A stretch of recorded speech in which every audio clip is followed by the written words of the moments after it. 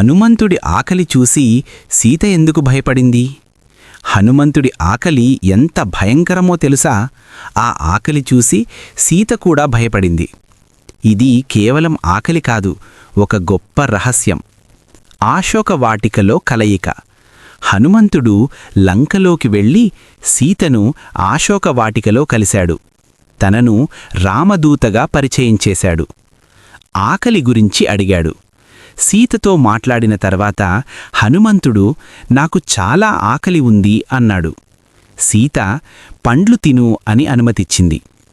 అసలు షాక్. హనుమంతుడు సాధారణంగా తినలేదు. అతను భారీ రూపం తీసుకుని చెట్లు మొత్తం పండ్లతో తినడం ప్రారంభించాడు. ఇది చూసి సీత ఆశ్చర్యపోయింది, కొంచెం భయపడింది. అసలు కారణం ఇక్కడే అసలు ట్విస్ట్. హనుమంతుడి ఆకలి శరీర ఆకలి కాదు, అది శక్తి, అది అసాధారణ సామర్థ్యం. ఆ ఆకలి అంటే అతని ఇన్ఫినైట్ ఎనర్జీ. చిన్న రూపంలో హంబుల్, పెద్ద రూపంలో అన్స్టాపబుల్. కానీ అతను తన శక్తిని రామసేవలో మాత్రమే ఉపయోగించాడు. శక్తి ఉన్నా వినయం ఉండాలి.